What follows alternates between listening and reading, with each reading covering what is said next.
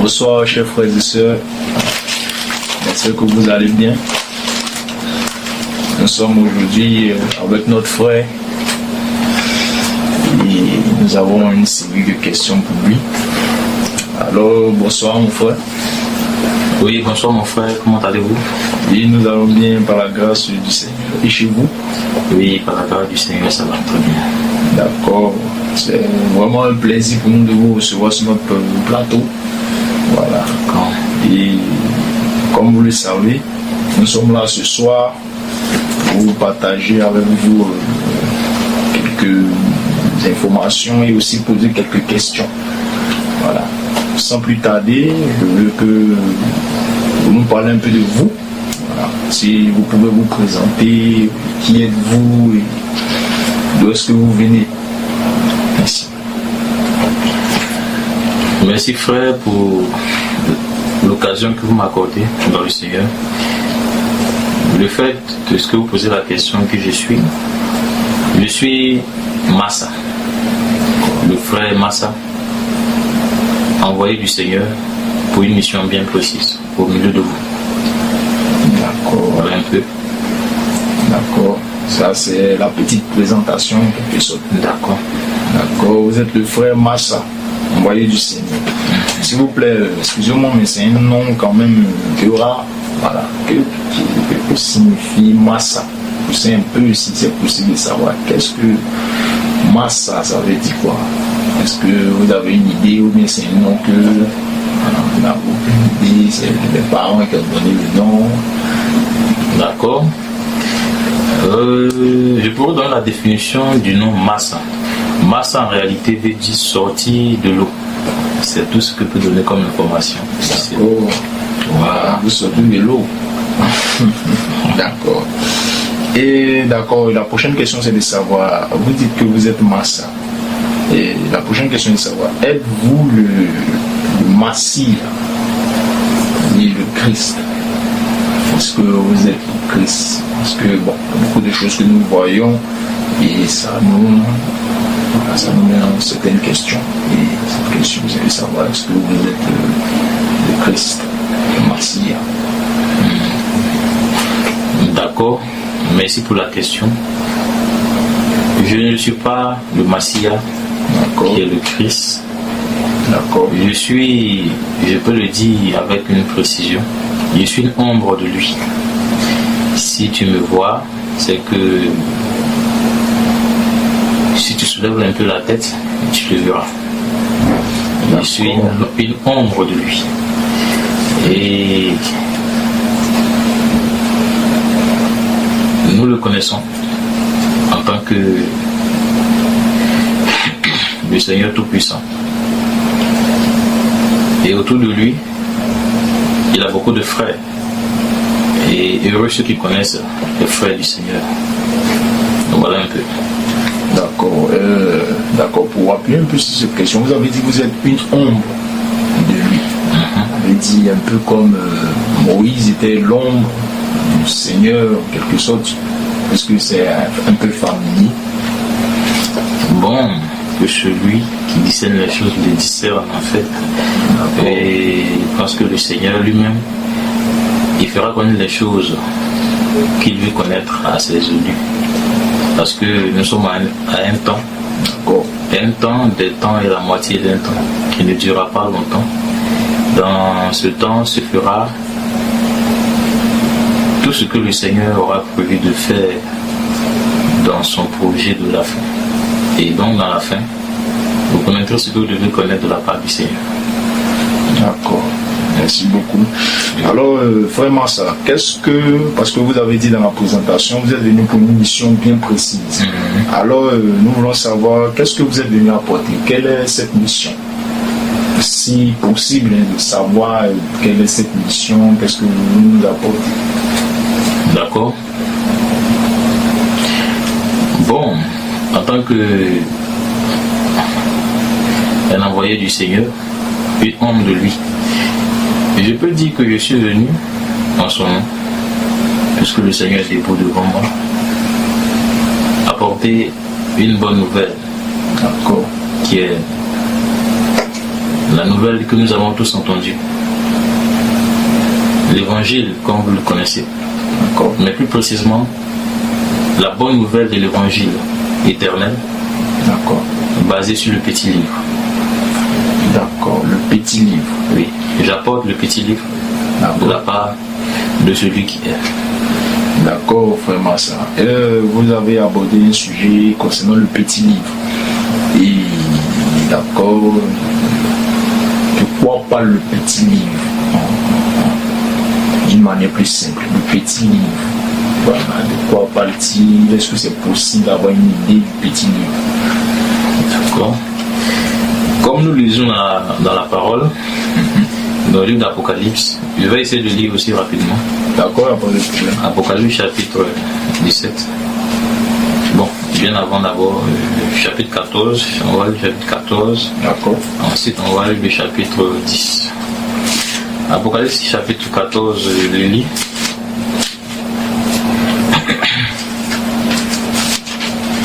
Ok, chapitre 14 à partir du verset 6.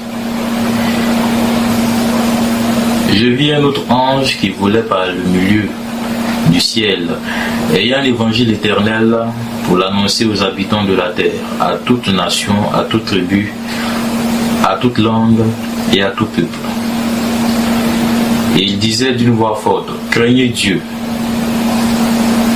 et donnez-lui gloire, car l'heure de son jugement est venue. Et adorez celui qui a fait le ciel, la terre, la mer et les sources d'eau. Bon, nous le lisons ici dans la version 8 secondes. D'accord. Nos Bibles connues. D'accord. Voilà, mais vous aurez à connaître la version du petit livre qui est beaucoup plus pertinent. D'accord. La parole décrit selon le petit livre. Le petit livre est une révélation des choses que le Seigneur veut faire connaître aux élus à la fin du temps. La fin du temps caractérise les dernières choses que le Seigneur va effectuer avec l'homme au milieu des hommes. Et donc le petit livre vient pour éclaircir certaines choses méconnues de l'Église et des saints. Et puis le petit livre, c'est une version, j'aurai à dire plus tard, une version ou encore une version de Bible que vous connaissez, beaucoup plus illustrée concernant les choses que vous avez déjà lues, tirées sur les parchemins d'origine. D'accord. Voilà un peu ce que peut dire concernant le petit livre. D'accord. D'accord. Donc si nous comprenons bien, le petit livre c'est une version de Bible, c'est cela? Oui, nous disons. D'accord. Quelle est la particularité du petit livre? Voilà, vous avez dit dans votre discours que c'est une révélation de la fin du temps. Voilà. Et quelle est donc cette particularité du petit livre vis-à-vis de nos Bibles? 8 secondes, c'est d'habiller. C'est seulement que le petit livre apporte avec précision l'exactitude, la précision et aussi les paroles prononcées dans son sens par le Seigneur et la foi que tu dois mener en fonction de ce temps. Il n'est pas sans ignorer que nous sommes à une époque très avancée du péché, très avancée du mal et même très avancée de l'ignorance. Et un monde dans lequel le diable a déjà tout plagé, tout effacé de ce qui est vrai. Nous vivons dans un monde illustré par le mal. Nous marchons par des tests, des codes, des informations conçues par l'ennemi, données aux saints. Il n'est pas sans ignorer que les saints ont des informations avec lesquelles ils marchent, mais qui ont été conçues par l'ennemi. Je dirai plus tard ce qui s'est passé dans l'histoire. L'histoire que nous connaissons aujourd'hui n'est pas ce que nous devons connaître. D'accord. Oui, parce que nous vivons dans une histoire conçue par le malin, à travers certains peuples, certaines personnes qui ont fait des alliances avec lui, pour construire un monde nouveau dans lequel ne règne seulement que la bête. Et dans le monde de la bête, il n'y a aucune vérité aucune source d'histoire vraie.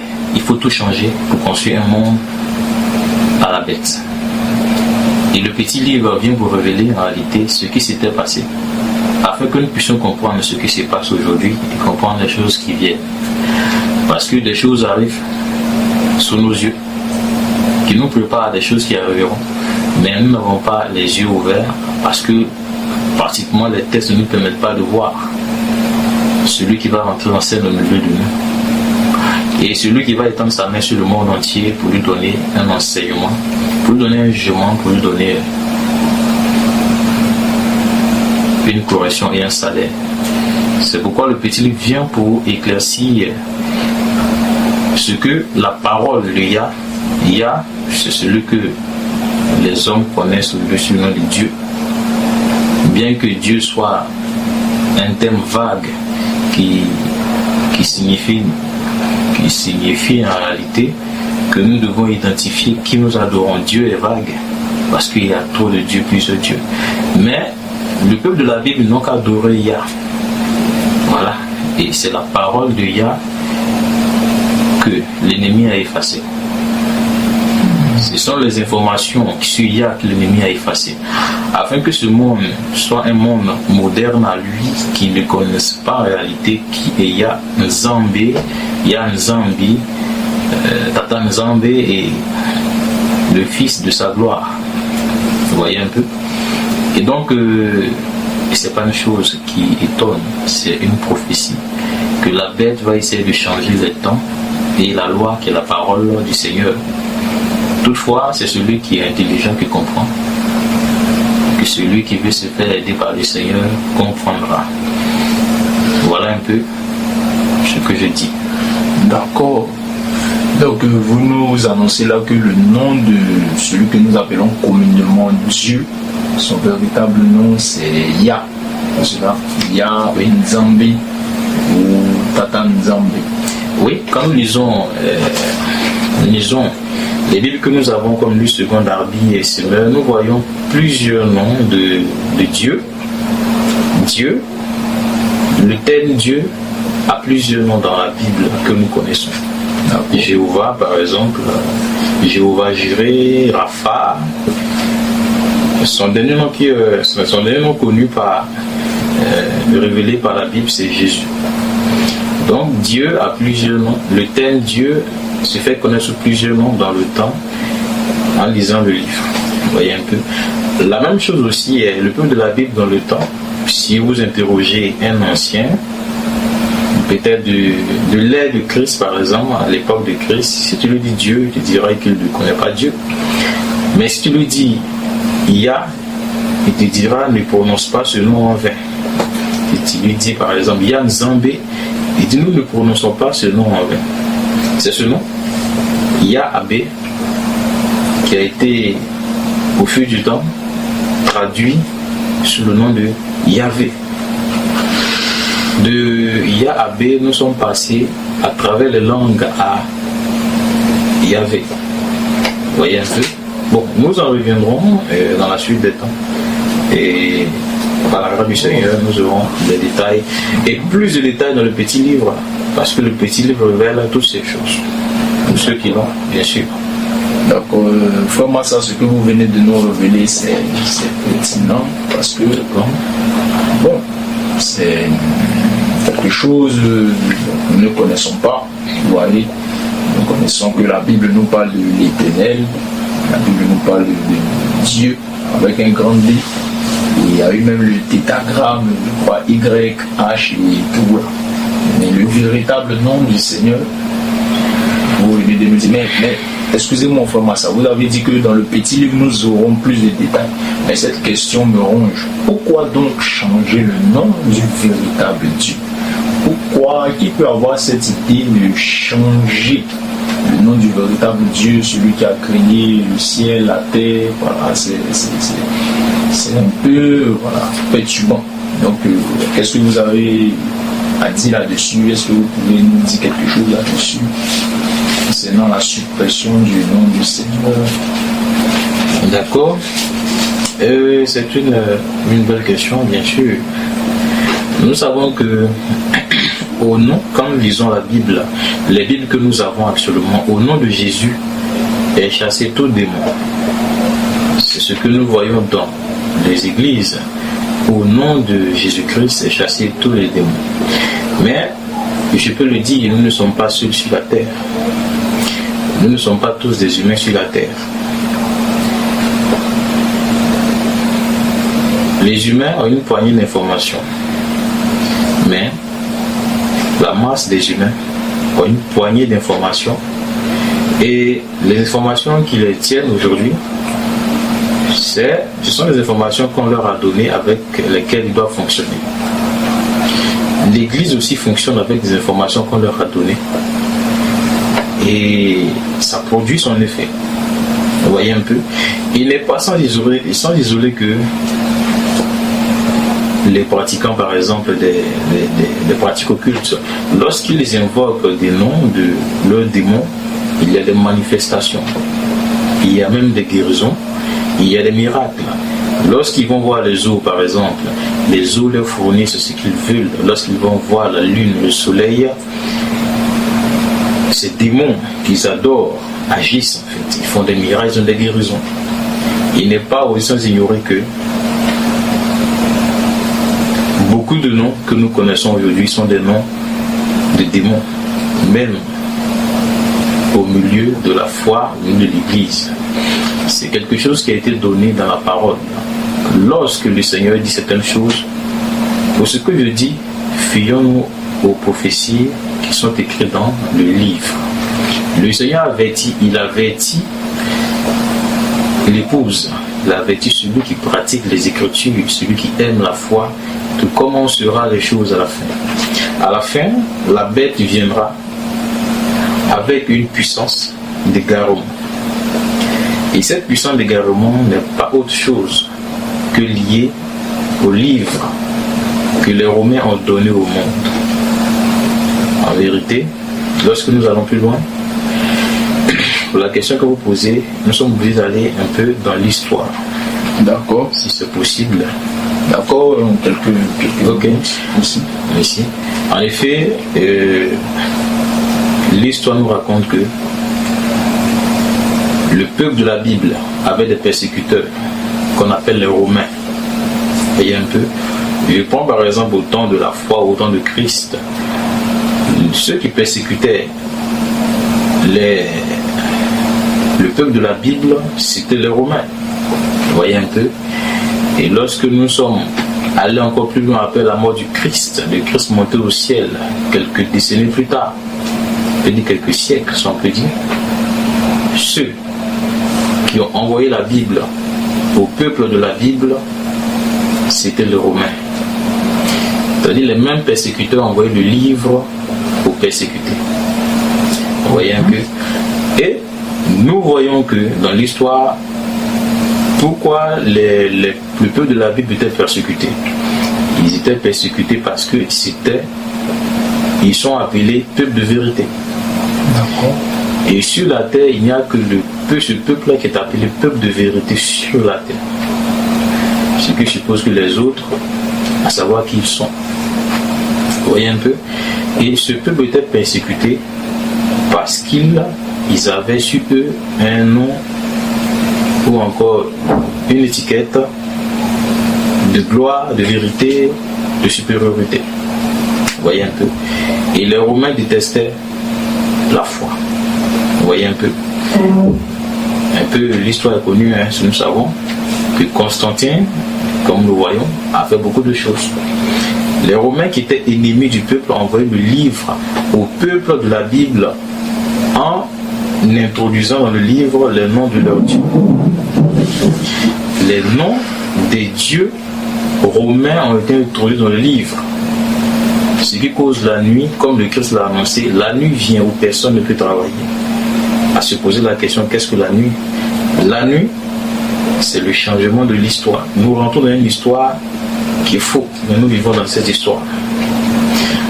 Ils changent les noms qui étaient dans le livre en mettant les noms de leur divinité et ils font connaître le livre avec le nom de leur divinité dans le monde entier. Envoyant même ce livre au peuple à qui appartient le livre, puisque les Romains ont volé le livre, les parchemins dans le temple est entre les mains de certains frères dans le temps. Lors de la fuite vers l'an 70-71, les Romains ont détruit Salama qui est Jérusalem. Et dans la fuite, personne n'a pu envoyer quelque chose. N'a pu emporter avec lui les livres. Et donc les Romains ont possédé le livre par vol.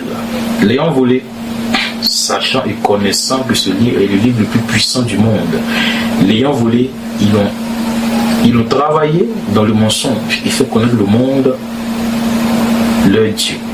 C'est pourquoi aujourd'hui, comme les Écritures même le disent, qui domine à la fin, c'est la bête. La bête, qui a fait connaître la bête? C'est ce peuple en réalité qui a tenu en esclavage un autre peuple. Vraiment, ça, ce que vous venez de nous dire est très très intéressant, très édifiant. Mais alors, vraiment ça. Bon, la question vient forcément à l'idée. Vous avez dit que les Romains ont volé le livre au véritable peuple. Et ils ont eu à faire des transformations, changer les noms des divinités, et ils ont porté le livre au véritable peuple. Voilà, si on veut bien comprendre, c'est peut-être à leur descendance, si on veut bien voir, c'est un peu ça. Bien sûr. D'accord. Donc le véritable peuple, qui sont-ils? Si possible, et de savoir. Le véritable peuple, donc. Si vous avez dit qu'ils ont été chassés, je crois, de Jérusalem, bien sûr. Le véritable peuple, où sont-ils aujourd'hui pour recevoir de la part des Romains un livre qui a été retouché en quelque sorte? Mais d'abord, avant de répondre à cette question, je veux savoir ceux dont ils utilisent le livre, Louis II, et ces Bibles que nous avons aujourd'hui, est-ce que cela touche le salut? Est-ce que le fait que le livre a été retouché, est-ce que ça touche le salut de celui qui a cru en ce livre-là? D'abord, avant de répondre à l'autre question. D'accord. Merci beaucoup. Et donc, merci beaucoup pour la question. D'accord. Le salut est la chose la plus importante dans la foi. Or, la foi, nous avons la foi à cause des Écritures. Il n'y a aucune foi sans être orienté par les Écritures. Personne ne sera sauvé dans ce monde s'il ne connaît les Écritures et les Écritures dans son sens. En effet, cela peut affecter la foi, comme vous l'avez dit. Si toutefois, celui qui pratique la foi n'est pas rigoureux sur ce qu'il a déjà même. Vous voyez un peu. C'est vrai, quand nous lisons, il y a beaucoup de choses à révéler. Beaucoup de choses à révéler. Comme par exemple, le Christ. Les chrétiens l'appellent l'étoile brillante du matin, bien avant de vous répondre. Mais, comme je disais que les Romains ont inscrit dans le livre les noms de leur divinité. Le Christ n'est pas une étoile. Le Christ est celui qui a créé toutes les étoiles. Donc le Christ n'est pas l'étoile qui brille le matin.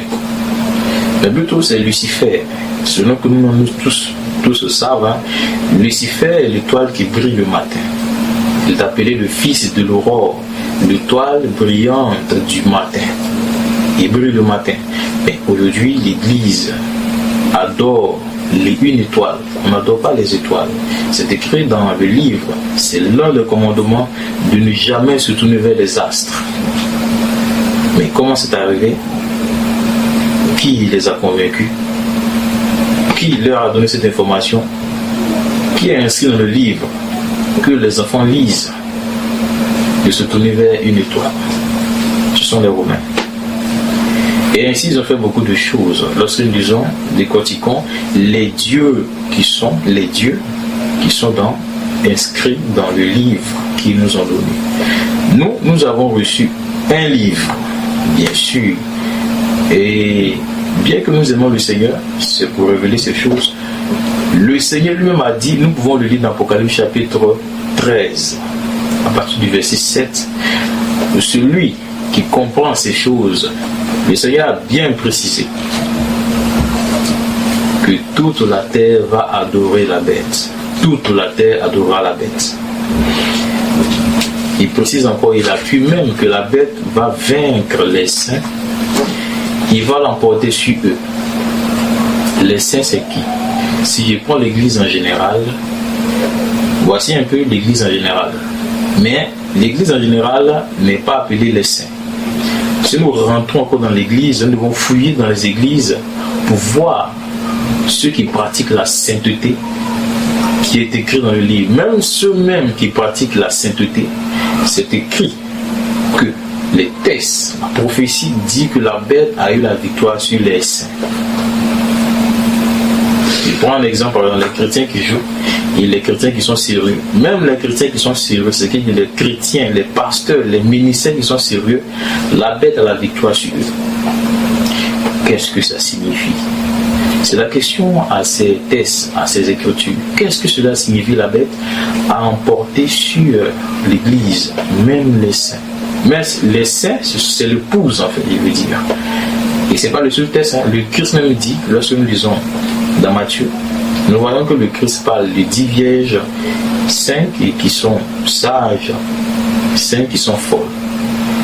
Et le Seigneur montre, en allant beaucoup plus loin, il montre que les 10 vieilles, les 5 sages et les 5 folles sont dans la nuit. La nuit qui est la domination du mensonge, la domination de la sorcellerie, la domination du mal. C'est-à-dire que la nuit a dominé même les saints, les sages. Ceux qui ont de la sagesse pour comprendre qu'il faut chercher le salut sont dominés par la nuit. Qu'est-ce que cela veut dire? Le Seigneur ajoute encore dans Jean, lorsque nous nous dit, la nuit vient où personne ne peut travailler. Il y a une nuit qui vient. Imaginez de son époque jusqu'à nous, la nuit vient où personne ne peut travailler sur la terre. Qui donc travaille? Les paroles du Seigneur sont vérité et c'est ce qui est aujourd'hui. Qui travaille aujourd'hui? Dans ce monde où l'information qui était donnée a causé la nuit partout dans le monde, des gens qui, avant de publier le livre, se sont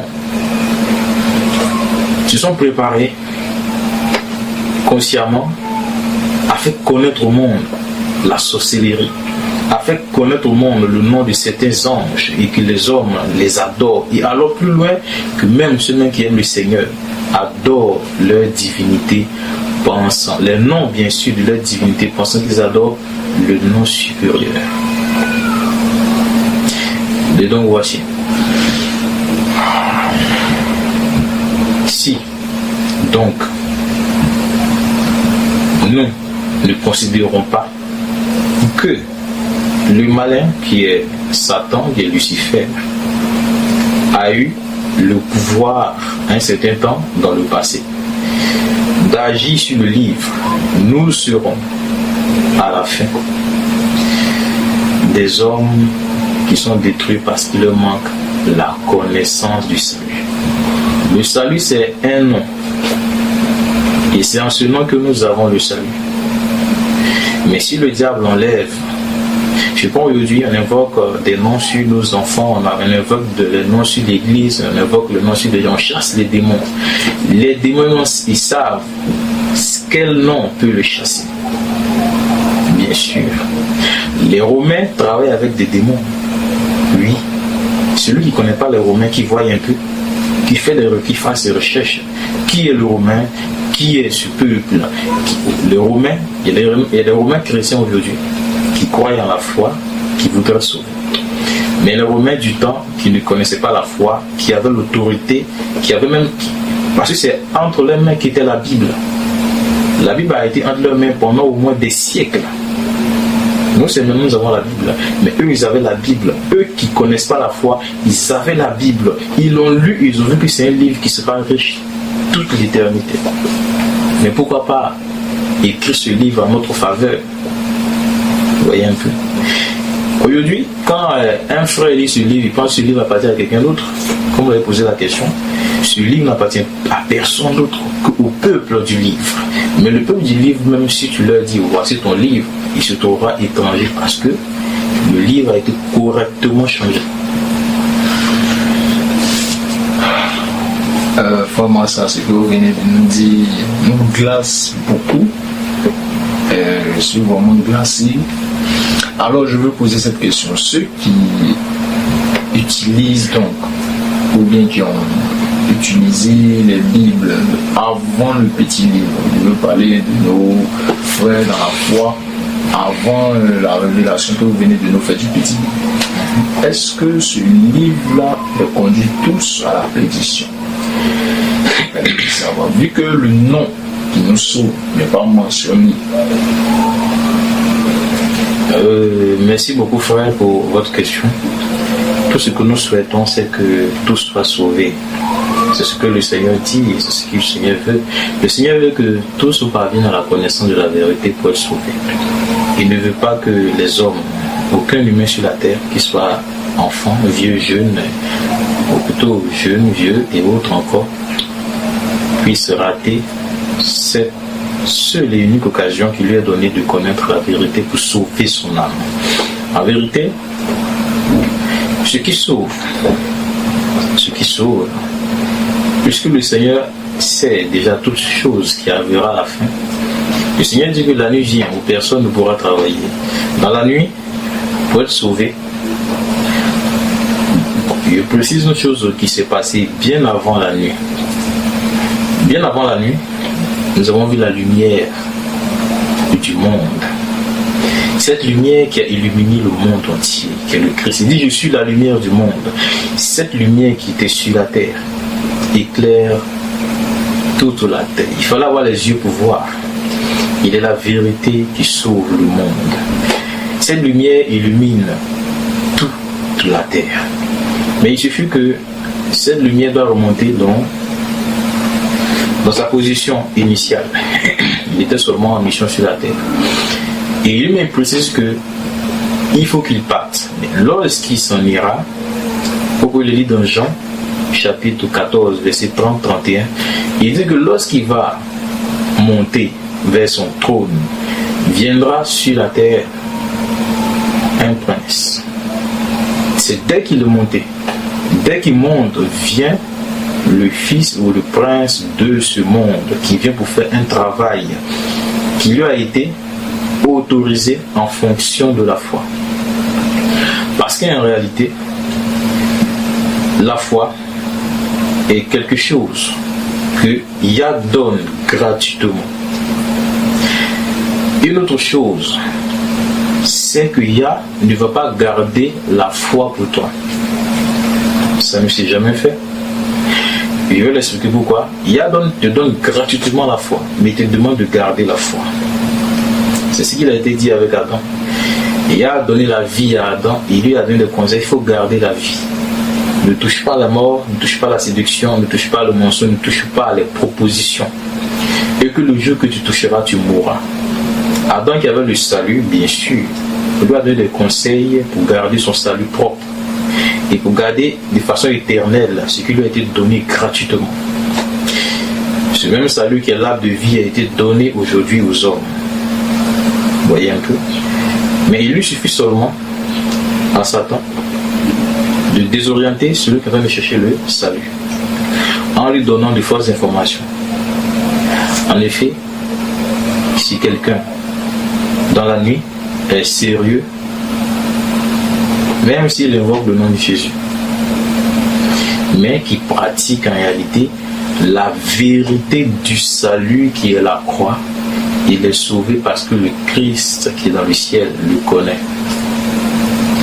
En effet, Jésus c'est pour chasser les démons aujourd'hui. Il n'y a aucun salut qui est donné au nom de Jésus. Ce n'est pas vrai du tout. Les démons le savent. Les démons adorent Jésus, bien sûr. Vous devez le savoir. C'est étonnant pour le monde. C'est un chaos pour le monde, mais les démons adorent Jésus. Oui, parce que même dans ce monde, il y a des personnes qui adorent des divinités comme Zeus par exemple, comme le grand maître de l'univers. Ces gens, on les appelle Jésus. Et bien avant que la Bible soit écrite de façon imprimée, comme nous voyons, les hommes n'adoraient pas Jésus.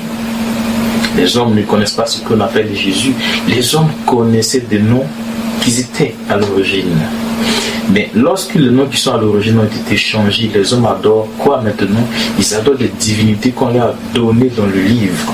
Lorsque les imprimeries sont nées, il y a eu des informations qui ont été ajoutées pour désorienter l'adoration. Aujourd'hui, quand tu rentres dans une église, tu n'as pas besoin de trop de regarder longtemps pour savoir qu'il y a des serpents qui sont arrêtés. Des serpents sont arrêtés et d'autres rampent. Oui. Toutes sortes de démons sont à la porte et même à l'intérieur de l'église, possédant de façon intérieure l'esprit, la conscience. En effet, l'homme qui va à l'église, ou l'homme qui cherche la foi, ce n'est pas son corps qui est alimenté, c'est son esprit, même s'il est alimenté de façon négative par des doctrines de démons. Le Christ nous avertit qu'à la fin, les hommes se tourneront vers des serpents, des esprits de démons. Les démons qui occupent aujourd'hui, qui envahissent aujourd'hui l'esprit des hommes, des chrétiens, des pasteurs, sont des serpents. Et encore plus loin, des esprits de grenouilles, par exemple, comme le dit l'Apocalypse chapitre 16, comme nous lisons. Des grenouilles qui sont allées vers le roi de la terre pour lui donner des puissances, pour qu'il fasse des miracles, des prodiges à la vue des hommes. Quand les hommes ont vu ces miracles, ils se sont étonnés de dire Jésus est trop fort. Or, nous savons bien que le Christ n'a jamais marché pour se montrer qu'il sait faire des miracles. Le Christ avait compassion des hommes. Et le Christ n'a jamais fait de démonstration pour montrer à l'homme qu'il est fort. Il n'a jamais fait. Mais il a montré à l'homme que je peux t'aimer. Il peut porter ta blessure. C'est pourquoi je veux te guérir. Mais nous voyons aujourd'hui que les hommes, les pasteurs, ils n'ont pas le cœur, ils n'ont pas le caractère des miracles. Les miracles qui sont faits au nom de Satan, de ces grenouilles qui sont connus, ce ne sont pas des miracles faits avec l'amour, des miracles pour montrer que je suis puissant. Ce n'est pas des miracles qui sauvent. Ces miracles, pour un exemple, quelqu'un par exemple qui avait une maladie. La maladie n'est même pas guérie. Les grenouilles ne peuvent pas guérir. Ils ont seulement le pouvoir de déplacer ces maladies dans une autre partie de ton corps. C'est ce qui se passe aujourd'hui. Si tu avais peut-être un problème au pied, il déplace ta maladie dans ta main. Et tu penses que tu es guéri au pied, quelques temps plus tard, c'est ta main qui te fait mal. Et l'homme est ainsi trompé. Et donc, je reviens pour dire en fait que tous ceux qui cherchent le salut en réalité doivent être sincères dans le salut. Vous voyez un peu? Parce que l'histoire nous raconte que le Christ a souffert pour te donner le salut. Tous ceux qui pensent jouer de la comédie pensent comme le diable demande de penser. Ainsi ils vont penser comme le diable demande de penser. On ne se moque pas du Seigneur. Le Seigneur laisse monter les hommes dans ce qu'ils font, qu'ils montent à un niveau supérieur de l'incrédulité. Si tu es incrédule, le Seigneur ne te forcera pas à te convertir, mais il sait qu'il t'a proposé de sortir de l'incrédulité. Le jour où lui se lèvera, tu ne pourras fuir, même si ton Dieu est grand. Parce que lui seul est grand. Et j'exhorte le monde entier à être sérieux dans la foi, à ne pas jouer avec la foi, parce que la foi est le seul moyen de sauver son âme de l'enfer, bien sûr, et ensuite de la géhenne qui va s'ouvrir dans quelques heures, bien sûr. Voilà un peu, frère. D'accord, merci beaucoup frère Massa pour cette exhortation. D'accord. Alors ce que nous pouvons retenir, c'est que même si nous n'avons pas le nom, le véritable nom, si nous sommes sincères avec cette Bible que nous avons à notre disposition, si nous marchons sur cette Bible dont la vérité, au nom de Jésus, nous serons sauvés. Bon, aussi quelque chose que je veux préciser. D'accord. Il sera compliqué de comprendre le monde actuel avec nos Bibles contemporaines, nos Bibles que nous avons actuellement. Vous voyez un peu. Je prends un exemple simple. le Christ va revenir. Est-ce que c'est le Christ que nous attendons? Avant que nous attendions le Christ, je peux vous annoncer ceci. Le Christ a donné d'attendre d'abord l'arrivée des 2 témoins. Voyez un peu que c'est ce que dit la parole. Nous avons tous prêché et l'Église a prêché le retour de Christ. Mais le Christ lui-même, il a dit à l'Église qu'avant qu'il n'arrive, que nous attendions les 2 témoins qui vont venir leur parler de la vérité qui leur donnera de dire à tous, à l'Église. Et donc, ce que je veux dire, c'est ce que enseigne le petit livre. Le petit livre enseigne ce que l'Église a ignoré, ce que l'Église a mis de côté, ce que l'Église fait semblant de ne pas connaître, mais à cause des élus, le petit livre est révélé. Les élus sont bien-aimés du Seigneur et le Seigneur fera tout pour leur faire connaître ce qu'il veut qu'ils connaissent. Voyez-vous un peu. Mais pour dire que dans ce siècle, il est compliqué de vivre la foi. Pourquoi? À cause de la puissance de la bête sur l'Église. D'accord. Il est difficile à un pasteur de rester aussi spirituel à cause de la technicité de la bête à influencer la foi de l'Église. Un pasteur aussi spirituel ne pourra pas aussi mener puissamment la bataille s'il n'est pas conduit d'après les 2 témoins. Les 2 témoins sont les seuls qui connaissent. C'est ce qui est, lisez bien Apocalypse chapitre 10 et 11. Les 2 témoins connaissent bien ces choses. L'Église est celle-là qui a été appelée, mais les 2 témoins sont ceux-là qui sont préparés pour conduire l'Église. Lisez bien le livre. Si nous attendons le retour de Christ, que nous n'attendons pas le retour des 2 témoins, les choses vont se passer sous nos yeux et nous serons des aveugles et les choses vont nous surprendre comme un voleur. D'accord. Bon, les 2 témoins, nous allions venir. Voilà. D'accord. Comme vous avez abordé le sujet. Merci. Merci d'avoir abordé le sujet. Et bon, du coup, moi je pense toujours à revenir sur la question de manière plus simple. Est-ce que ceux qui sont morts avant le retour des 2 témoins, voilà, ou bien avant le petit livre, avec le nom de Jésus, mais qui ont pratiqué la sincérité, ils iront au ciel? C'est un peu ça ma question. Ceux-là, est-ce qu'ils vont au ciel selon qu'ils ont pratiqué la parole écrite, même si le nom n'est pas exact? D'accord, même si le nom n'est pas exact, qu'ils ont pratiqué le livre, seront-ils sauvés ou sont-ils sauvés? Le royaume des cieux est surveillé. On n'entre pas dans le royaume des cieux qui veut. Et celui qui est à la porte du royaume des cieux connaît tous ceux qui rentrent par la porte. Il a bien précisé. Étroit est le chemin. Resserrer la porte. Le plus important, c'est de rentrer par la porte. Tu peux porter même le véritable nom et que tu n'entres pas par la porte. Vous voyez un peu. Aussi, le Seigneur lui-même, à cause de sa miséricorde, connaissant les faiblesses qui seront, comme ce que nous avons dit, c'est une faiblesse qui est jetée sur les hommes. L'homme ne peut rien faire. On lui a dit que c'est comme ça. On lui a dit, par exemple, je prends un exemple, on lui a dit que je prends un exemple, Oui, je vous écoute. Je prends par exemple, la terre est plate, par exemple. Ou la terre est carrée, je suppose. C'est ce qu'il sait. Ou la terre est ronde, c'est ce qu'il sait. Vous voyez un peu. Et il marche avec pendant des décennies. En effet, il marche sur la terre déjà. Ce n'est pas la forme de la terre qui importe, mais c'est le fait qu'il est sur la terre et ce qu'il fait sur la terre. Vous voyez un peu. S'il fait ce qu'il faut pour conserver la terre où il vit, la terre va lui produire ses fruits. Mais le fait qu'il ne sait pas si la terre est plate, ronde ou carrée, ça n'a pas trop de sens dans ce cas-là.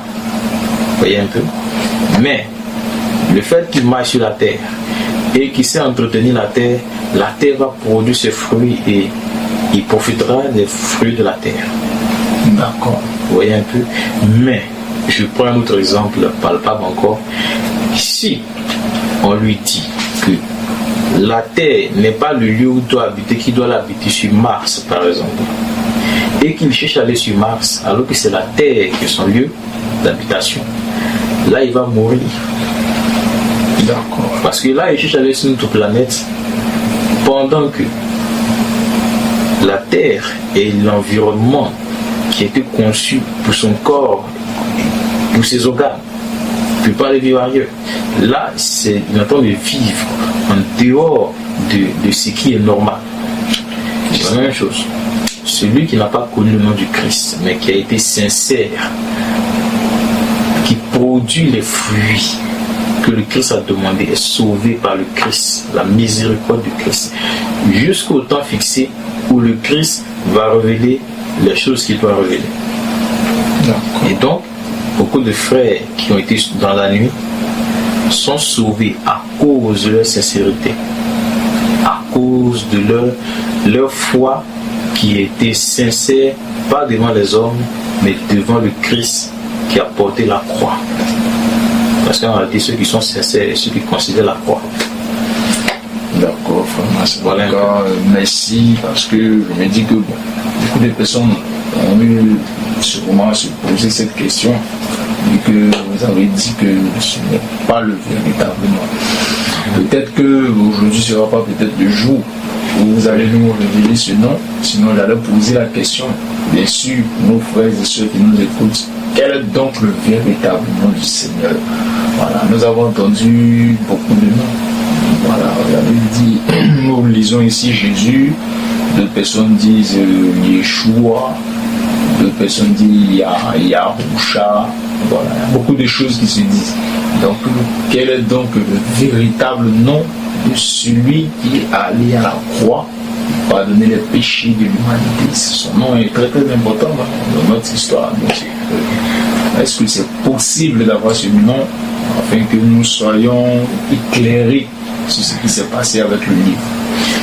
Bon, je crois, mais il serait mieux pour celui qui a le petit livre. D'accord. Le nom est écrit dans le petit livre. Le nom du Christ, celui que vous appelez Jésus, celui que les chrétiens appellent Jésus, dans le petit livre. Dans le petit livre. D'accord. Celui qui a le petit livre connaîtra le nom. Toutefois, nous connaîtrons le nom. D'accord. Donc vous connaissez le nom du Seigneur, on doit se procurer le petit livre. Le petit livre, c'est ça. Je peux poser une question rapidement. Est-ce que le petit livre est là actuellement? Est-ce qu'il est disponible et tout? Vu que je sais que c'est le nom le plus important et que nous avons besoin de connaître ce nom. Est-ce que il est là? Est-ce que le petit livre est disponible? D'accord. Bien sûr que le petit livre est disponible. D'accord. Bien sûr que le petit livre est disponible. Le petit livre est un livre vraiment riche. Il contient l'information dont le croyant a besoin, le chrétien a besoin, non pas lui seulement, quiconque aime le Seigneur qui est dans les cieux, qui est au-delà du 3e ciel, bien sûr. Et quiconque l'aime, le petit livre est disponible pour lui. Et je crois, dans quelques temps seulement, ceux qui veulent s'en procurer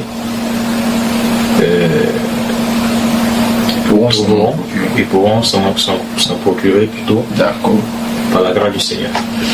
D'accord. Et si une dernière question concernant le petit livre, est-ce que nous pouvons avoir quelques thèmes du petit livre? Quelques thèmes, bien sûr. Quelques thèmes Ici, c'est possible. D'accord. Que nous n'avons pas dans nos Bibles présentes. Ok. Merci beaucoup, frère. Que le Seigneur bénisse.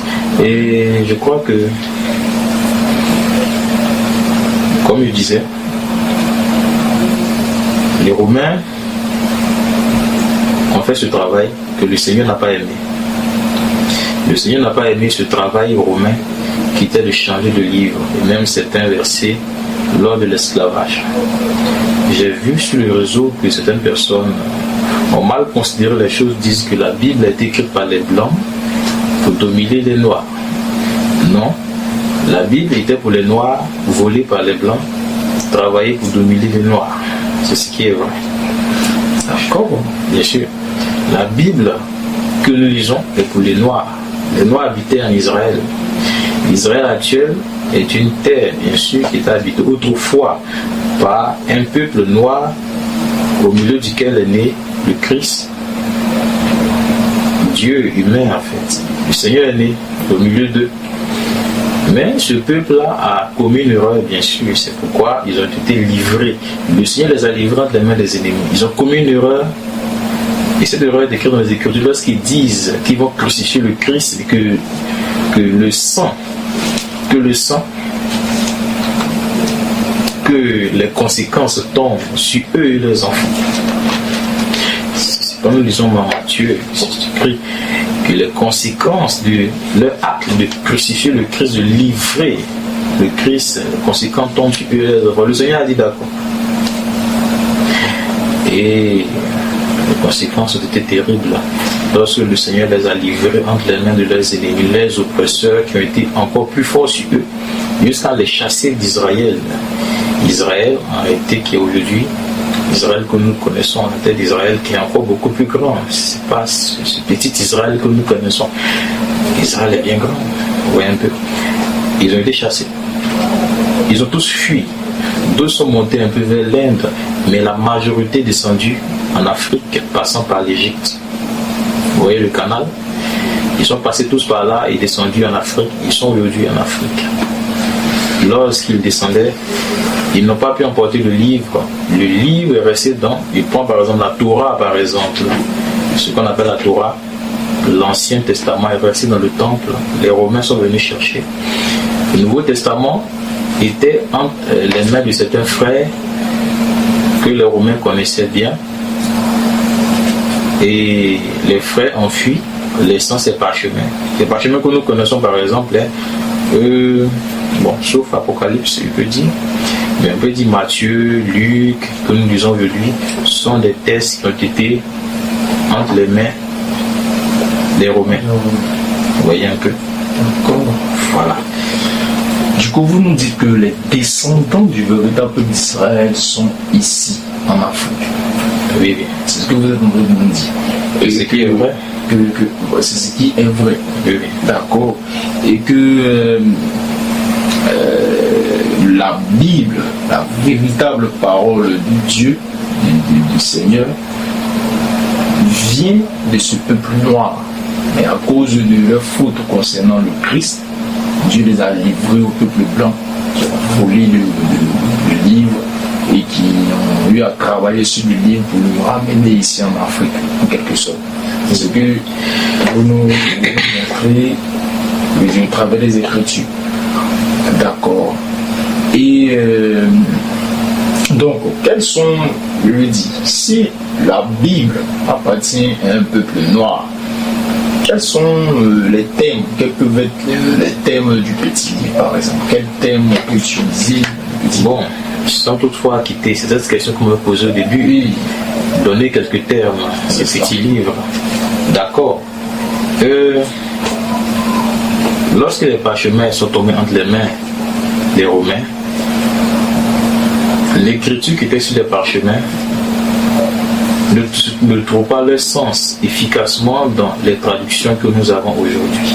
J'explique parce que les Hébreux, comme on les appelle, plutôt je dirais Isolélé, qui est le peuple de la Bible, leur langue parlée était un peu la traduction de leur langue au français ou de leur langue au grec ou au latin, c'était un peu compliqué.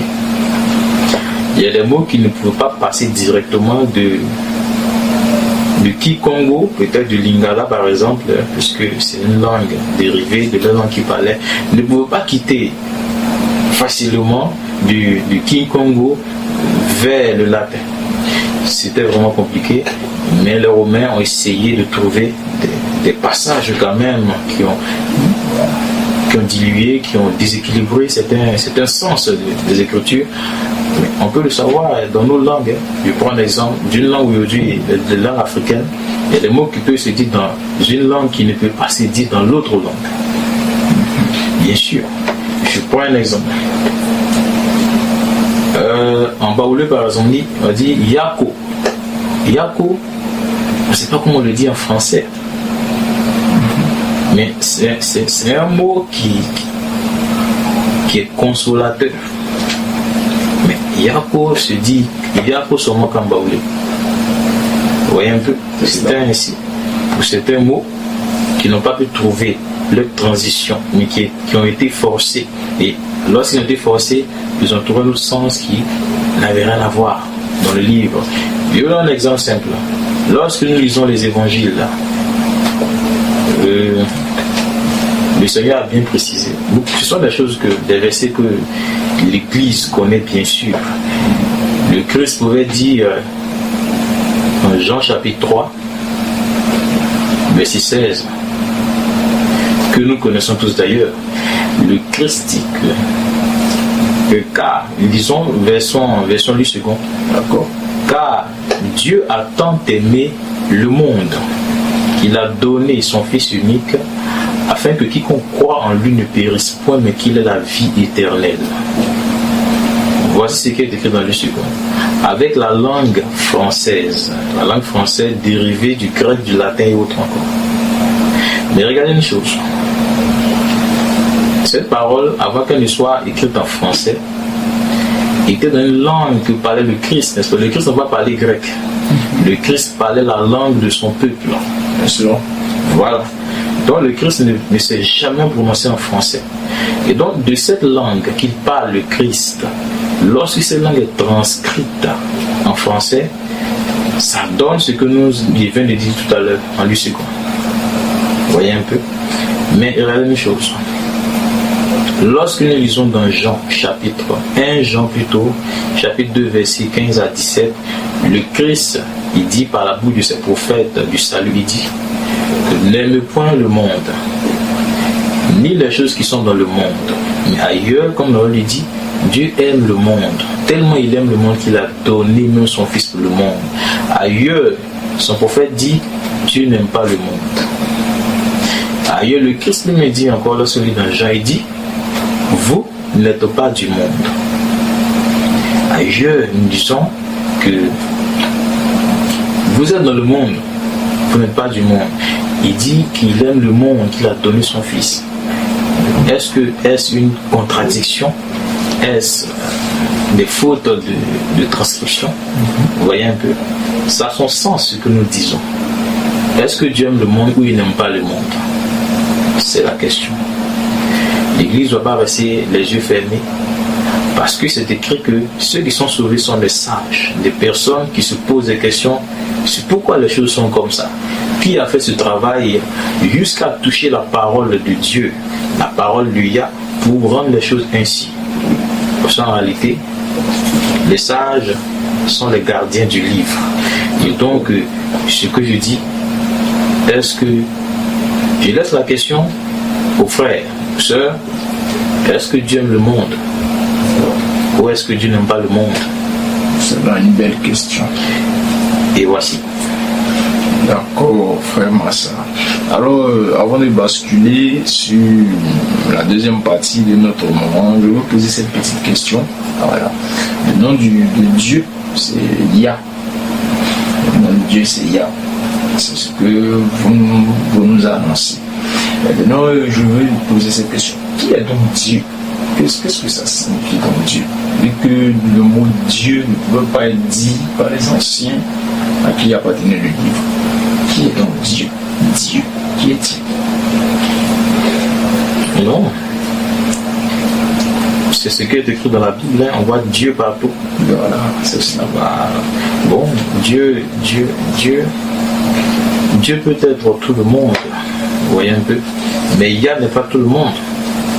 Dieu peut être un bois, Dieu peut être un esprit qui est dans un talisman. Dieu peut être un canari dans lequel nous avons des potions. Dieu peut être un marigot, Dieu peut être un as, comme par exemple tout à l'heure, l'étoile par exemple. Dieu c'est tout. Mais Yah n'est pas tout. Yah est unique, c'est le seul qui est. Vous voyez un peu. C'est ce que je dis. La langue cause problème pour la foi. Dans la langue dans laquelle est traduite le livre cause le problème. Vous voyez un peu. Nous savons que Dieu dit son étymologie ou encore sa source vers certaines langues comme certaines langues extérieures. Dios, Dei et bien d'autres encore sont des mots qui viennent de certaines langues qui ont été en fusionnant dans les dieux par exemple. Vous voyez un peu. Voilà, donc ce ne sont pas Dieu, c'est un nom qui peut être attribué à tout ce que tu adores. D'accord. Mais ce n'est pas un nom qui est attribué à celui qui est véritable. Bien sûr, Moïse ne connaît pas Dieu. D'accord. Moïse connaît celui qu'il adore. Et le nom lui a été dit. Il leur a dit ne prononce pas ce nom en vain. Tout le monde dit Dieu. Même Satan s'appelle Dieu. Ceux qui l'adorent l'appellent Dieu, bien sûr. Voilà un peu. C'est cela. Donc le véritable nom de celui que nous appelons Dieu dans la Bible, c'est Yah. Bien sûr.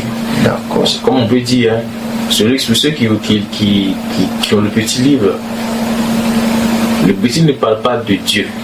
Le petit il parle de Yah. Yah, celui que même vous connaissez sous le nom de Yahvé. Yahvé. En réalité, les Romains, ils savent que son nom c'est pas Yahvé, son nom c'est Yahvé. Quand on lit dans Romains chapitre 8, nous voyons que le Seigneur parle de Abba. Abba qui veut dire Père. Père avec grand P, qui veut dire le Père. Abba, Abba tire encore sa source de Abbé, qui veut dire Père. C'est pourquoi l'Église catholique appelle ses prêtres Abbé. Ils appellent Abbé Père. Il s'appelle Yah-Abbé, c'est-à-dire Yah le Père. Mais l'Église catholique, connaissant ce fait aussi, se font appeler leurs prêtres Abbé, c'est-à-dire les pères. Ce qui est interdit par le livre. Vous voyez un peu. D'accord. D'accord, vraiment ça. Merci beaucoup. Voici, nous allons basculer sur la deuxième partie. Nous allons parler un peu de ce qui se passe dans le monde d'aujourd'hui. Alors, comme nous pouvons le constater, le monde connaît beaucoup de choses. Et nous voulons savoir que pouvez-vous dire sur l'état du monde. Nous voyons des catastrophes un peu partout. Nous voyons des inondations en Espagne. Nous avons vu au cours de l'année aux États-Unis la neige, des pluies, des ouragans récemment. Et dans plusieurs pays, il y a plusieurs phénomènes qui se passent. Qu'est-ce que vous pouvez dire là-dessus concernant toutes ces catastrophes au travers du monde entier? D'accord. Il est sans ignorer que nous sommes au dernier moment et aux derniers instants de la terre. Et les hommes, dans certaines nations, les hommes sont en pleurs. Dans certaines nations, les hommes fêtent. Ils se marient, ils ont des projets. Dans certaines zones de la terre, il y a actuellement des vents, de grosses pluies, des inondations. Vous voyez un peu. Il faut que ces choses arrivent parce que c'est un programme de la fin des temps. Comme il le disait, je suis aussi venu faire connaître aussi le programme qui doit s'exécuter à la fin, dans ces jours en fait. Parce que ces jours sont des jours des derniers instants. Et donc, le fait que toutes ces catastrophes sont, cela prouve en vérité que quelqu'un s'est avancé au milieu de nous. Oui, l'approche de cette personne cause beaucoup de choses dans le monde. Et Ces choses ne sont pas... Il faut que ça arrive parce que lorsqu'il s'approche du monde, lorsqu'il rentre en scène dans le monde, c'est tout ce qui arrive. Bien sûr. Le Christ, c'est lui, bien sûr. Il s'approche. Quand il dit qu'il s'approche, il est en réalité.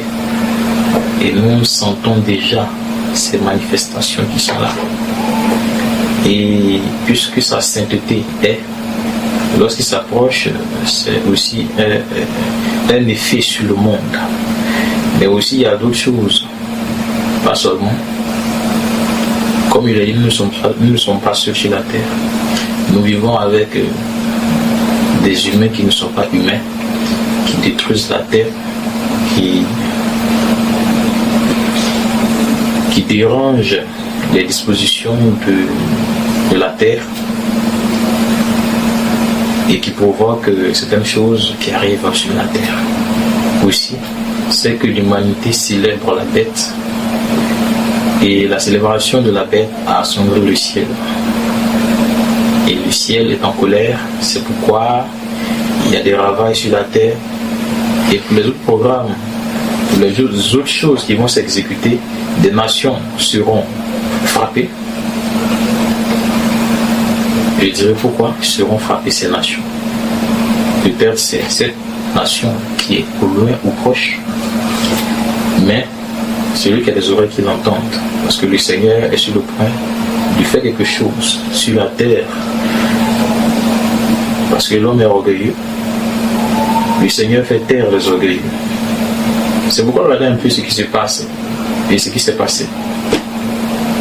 Les hommes luttent contre quelque chose qu'ils ne peuvent pas vaincre. Ça, c'est la puissance du Seigneur.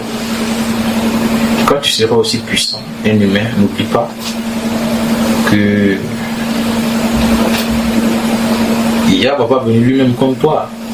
Il te fera connaître que il suffit qu'il claque des doigts que tu sois détruit. C'est pourquoi, lorsqu'il envoie, il étend sa main sur le monde, il y a des ravages sur la terre et personne ne peut sauver. Même la nation la plus puissante ne peut se sauver elle-même. Voyez un peu. Parce que c'est lui qui décide tout. C'est lui qui va détruire tout ce qui est là. C'est lui qui va construire. C'est lui qui va sauver. Voyez un peu.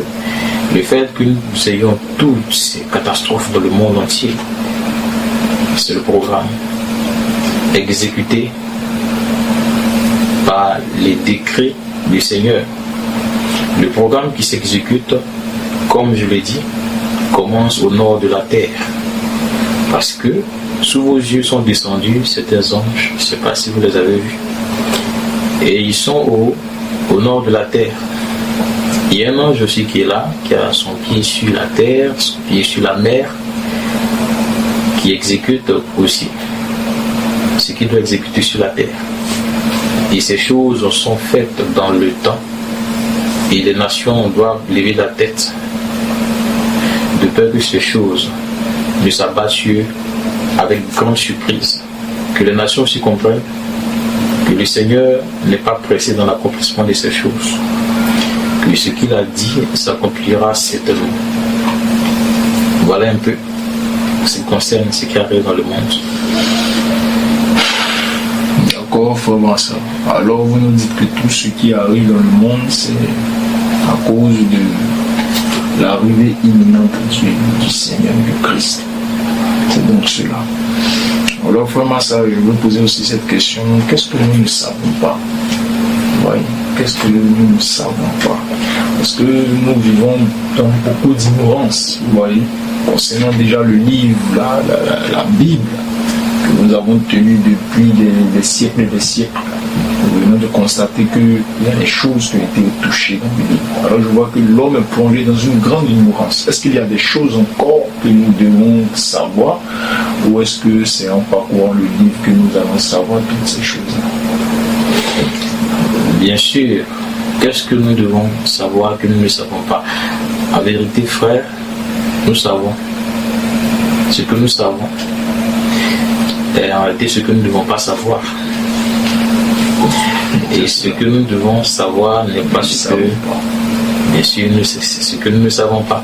Parce qu'en réalité, si tu sais en réalité que le Christ, je prends un exemple tout simple pour ce que nous ne savons pas. Hein. Nous ne savons pas, par exemple, pour l'Église, il prend pour l'Église par exemple, hein, l'Église ne sait pas qu'il ne doit pas adorer des divinités. Il ne doit pas adorer une étoile par exemple.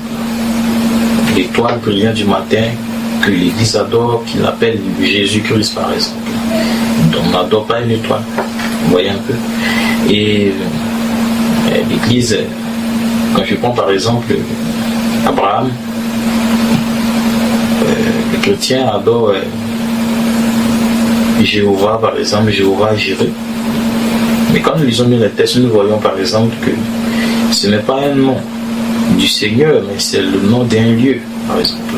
Mais les hommes adorent le nom d'un lieu qui n'est même pas le nom que le Seigneur a révélé à Abraham. Je m'appelle Jéhovah Jireh. Le Seigneur n'a pas dit que c'est son nom, c'est Abraham lui-même qui a dit que j'appelle ce nom. Voici. Aujourd'hui, comment se fait-il que qui a dit aux chrétiens d'adorer ces choses?